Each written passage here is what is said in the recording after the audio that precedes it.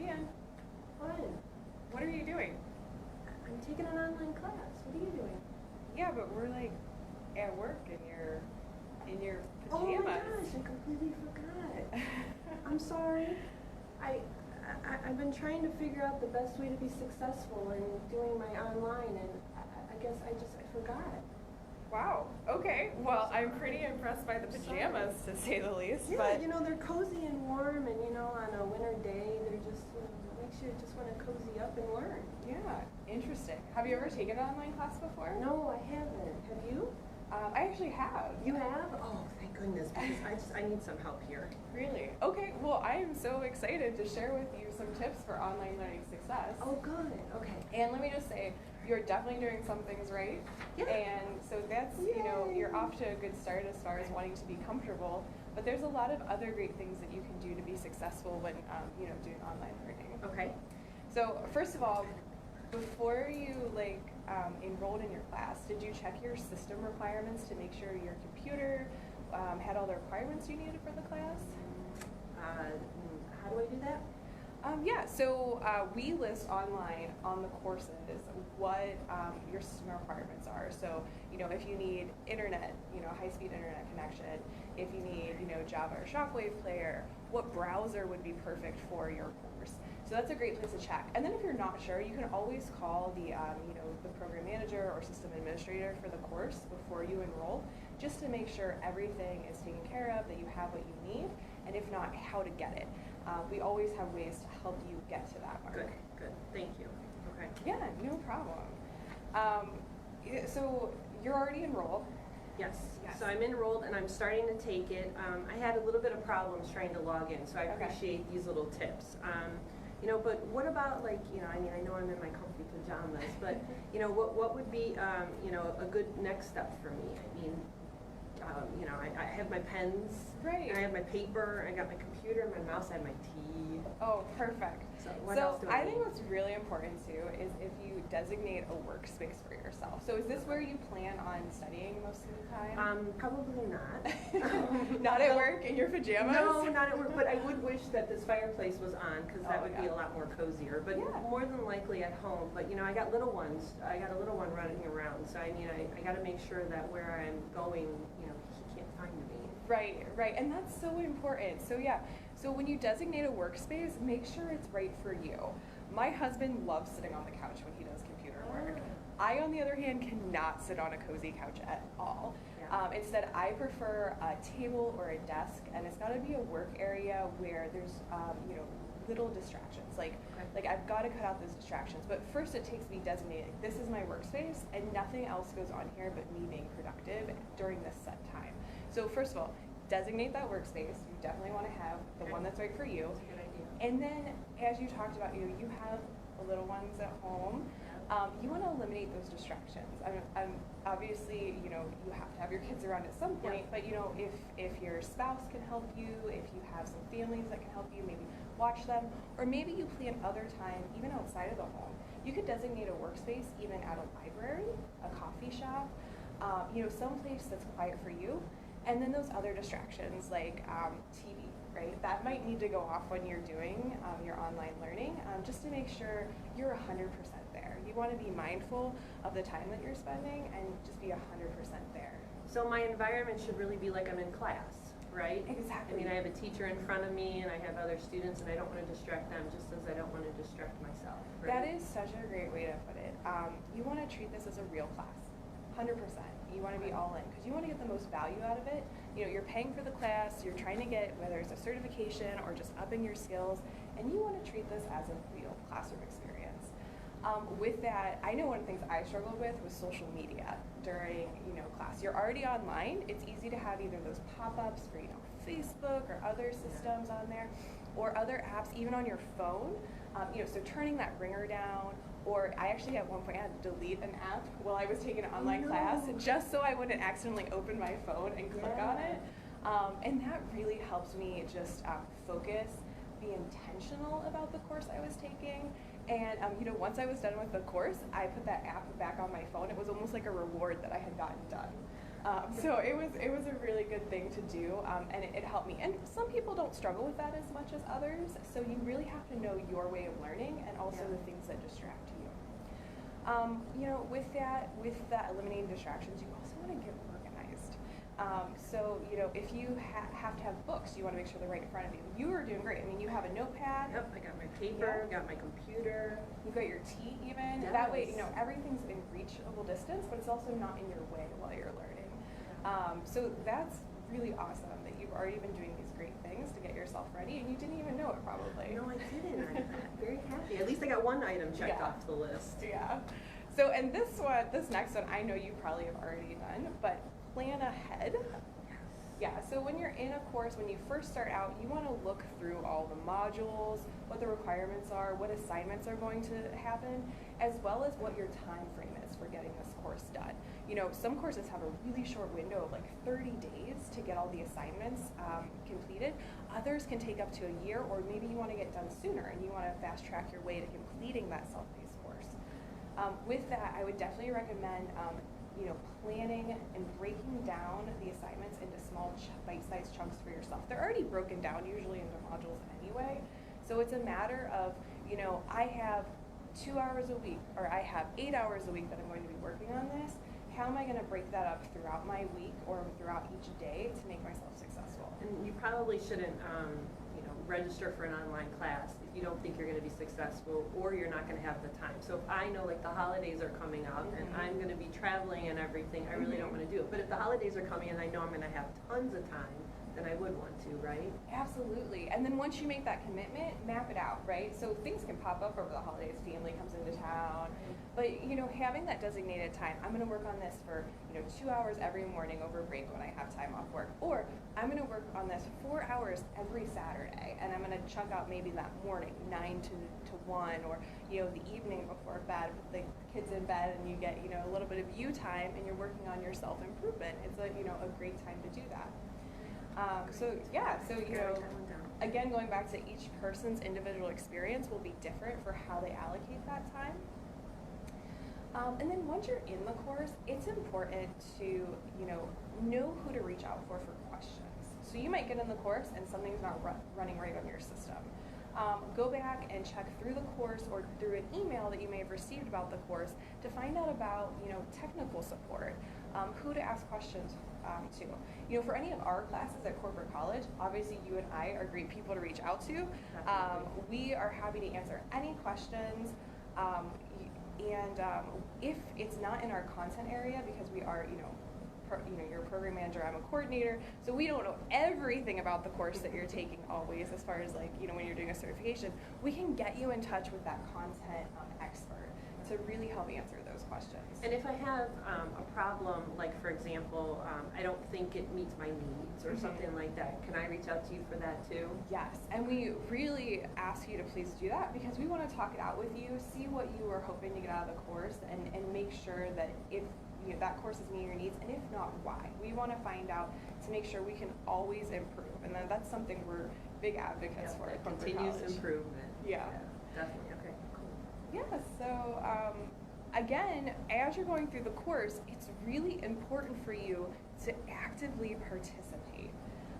That's something I think some people look at an online course and think, I'm going to be a passive learner, where I'm just going to sit back, I'm going to watch this video, and I'm going to absorb everything. That doesn't always happen, especially for most people. Usually there's activities in the courses that they're there for you to succeed. They're there for you to practice the content. So you really need to, again, be mindful, be present. Getting organized, planning ahead, and having that time to do it makes you, 100% there in the course to answer the questions. You know, if you get something wrong, go back and find out why. The whole reason for the online course setup is that you can review the material right there, which is, I think one of those great ways, if you're an active learner, to really absorb the content. And also, most of ours have like assessments and exams, don't they? And don't we have to like complete those exams too? So we don't want to miss any of those, because it could hinder our success and also getting that certificate. Right, and when you're actively participating, when you go to take those exams, quizzes, assessments in the course, that first time you take it, it'll be a lot less stressful because you'll already be, present in the course. You'll already have absorbed all this great information. And then you won't have to, be struggling with it or reviewing or be stressed out. Or, if you're actually not present during the course, if you're not actively participating, you actually a lot of times spend more time in the course because you're kind of like half in, half out, not getting all the information you're supposed to. Yeah, and that also helps with the organization too, right? If I'm fumbling with everything, I'm spending more time fumbling than I am, actually doing my participation. Right, and and everybody has a different, ways that they participate. I like to actively take notes during the course. It just keeps my mind active. We all watch TV, computers, videos, those sort of things, and I think the body's natural reaction is to be like passively sit by and let that information pass through us. So if I'm sitting at a table or desk, again, I'm not a couch sitter for online learning, with a notebook and I'm writing, it helps me. Sometimes I'm even drawing pictures, to be honest, and, things that might go with the course. Yeah. And that really just helps me kind of ingrain it. It gives my body something to do during the course.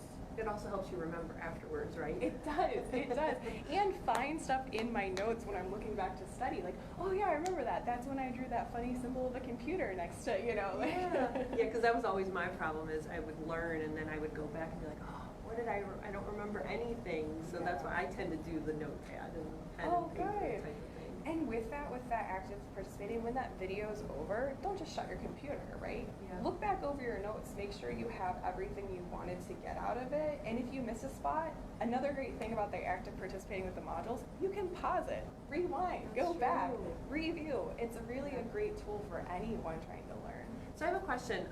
We always talk about like the electronic stuff, right? And I'm talking about pen and paper, right? Yeah. So what about if you're taking an online course and you want to take notes, but you also want to take it on your computer? Yeah. My screen's not that big to be able to do that. That's a great question. So a lot of times with the new Windows, 8 and Windows 10, you can do the split screen where you put, the browser on one side or a Word document on the other. Right. The other option that some people have done is you can take notes on your phone, open a take note feature on your phone, which is great because then you can email those notes to yourself or have some way to store them, or on an iPad or something like that. Another option that I've seen some people use, which has worked out great, I've increased my skills at this, is actually having a dual monitor set up. And monitors are a lot cheaper, and then maybe if you even had an old desktop that you got rid of and are now on a laptop, you could hook up a dual monitor. And you can still actively take notes while that video is playing. So there's lots of great ways to do it. Again, it's up to that person. You and I are paper pencil note takers, exactly. but absolutely, a lot of people are going towards less paper and not wanting paper clutter. And what a great way to organize. You can do the find feature when you have typed notes. So if you're looking for a key term, it's really, really helpful. But yeah, that's a great question. Some people also, if you're more of a note taker, I like to print slides or notes ahead of time. So a lot of times in the modules, they'll have a PDF version of what's talked about in the modules. You can print that out and take notes on it rather than handwriting everything. Because then you're just adding your own processes to it of what you're getting, what maybe is missing from the notes. Yeah, and if you like the electronic side and you don't want to draw pictures like me, because I wouldn't understand any of the pictures that I would draw anyways, you can use the comment features if you have that Adobe editor feature, right? You can highlight and all that kind of stuff. Yes, there really is a variety of ways, both electronically that you can really be successful taking notes, but also, if you want to do the old-fashioned paper pencil because you want to be active. What I'll be doing. Yes. With my highlighter, my red pen, right. I go everywhere with that. Yeah. Oh, so perfect. Okay. But that's awesome that you know how you succeed at learning. You know that writing is the best, and I think that's a really big thing. And most of us, by the time we get to adulthood, have a pretty good sense of how we learn and what we require for our basic needs being met. And if you don't, we can help with that, right? I mean, we've both dealt with probably a number of students and a number of different ways of learning. We can help, give different things. Ashley's more technology savvy, and I'm the old school, so you choose which one you want. And that really leads to my last tip that I think is important really for any class, any certification. This is online or out, in the classroom, is self-care.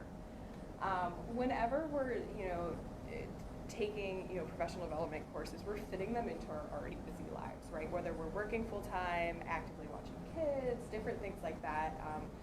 And self-care is really important. So before you log into your class, you got to make sure your basic needs are met. You want to make sure you're eating right. I'm not going to eat a big Thanksgiving dinner and then log into a class to take, because, we all know that turkey makes you a bit tired. So you want to make sure. So I like to, eat. I like to eat before I do, or even snack during it. But I want to make sure those snacks are light or something that are going to make my mind active.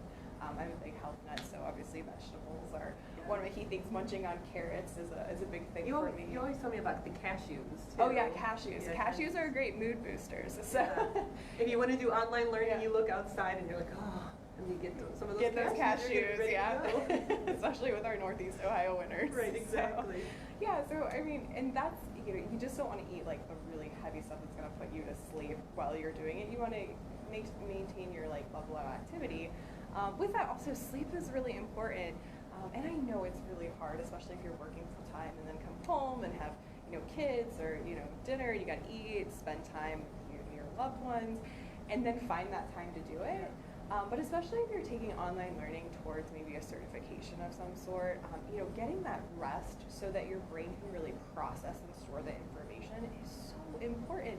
And I think it's so easy for us to just be like, oh, I just got to get this done, rather than take the time to get the rest, so then when you go in, you're well rested, you'll actually do stuff quicker, which I'm always amazed by, even for myself. Right. You don't want to fall asleep with the computer. Right. That would be really bad. You might end up like at module 15 and you're like, wait, I was on module 1. Right. How did I get to there? So hopefully it infiltrated your dreams a bit, but you'll probably have to rewatch all of them. That would be good. Yeah, and then during that time, you also want to take breaks. It is recommended that every hour you get up for at least 15 minutes and just, or some people do it in smaller chunks, like every 20 minutes we'll take a 5-minute break. It's really up to the individual how that works for them, but definitely you want to get up, you want to stretch, you want to, readjust, if you're in a chair, you might want to, I sometimes I'll put different pillows on the chair that I'm using and different things like that. I will go, up and down the basement stairs to do some laundry. It's just something to get me moving, chop some vegetables for dinner that night. Whatever it is, just make sure it gets your blood flowing, keeps your circulation going, and it also, taking your eyes off the screen for a little bit is actually really good for you, just in general, just coming back to like, okay, where am I? How am I doing? All those things. Yeah, and if you don't have enough time, don't sit down in front of the computer. It's okay. It's a self-paced course, most of ours, right? I mean, you don't have to log in this day, but discipline yourself, like you gave as our tip. Right. Discipline yourself to say, I can't do this today. Maybe I'll do it tomorrow. Yeah, and that's a really, really good point. Like, if you're not able to sit down for whatever amount of time, if this module says it's probably going to take you 15 minutes and you only have 10 minutes before you're rushing out the door to go wherever, you might want to just wait till that, next time that you have that 15-minute chunk to really do that. Sit down, be mindful, have, your eat, sleep, and breaks, planned out. All those things that you can do to be successful. And, at the end of the day, these courses are for you to grow as an individual, professionally, and personally. And so, these tips are really to help you succeed at that and to do your best. Yeah, and, our purpose is to make sure you're successful. So, I think that, the keys that you've provided at least will help me, definitely. Mm-hmm. Do you have any other keys or tips or anything that you want to share with me or us? That's really the core, but there's always more to explore, right? I mean, if you have any other tips, you can always comment below, because one of the great things is the community that we're in. I mean, you can research this all day and find lots of different tips. This list could have been 100 tips long. So if you do have any suggestions, please feel free to let us know, and we can always add them to our list. Yeah, definitely. And there's only one thing I want to say. Yeah. Can you get out of here? I want to get back to online learning. I got these 7 tips now. I'm going to check my system requirements. I've got a workspace. I'm organized. I got my PJs. I get it. Come on. All right. I need to eliminate distractions.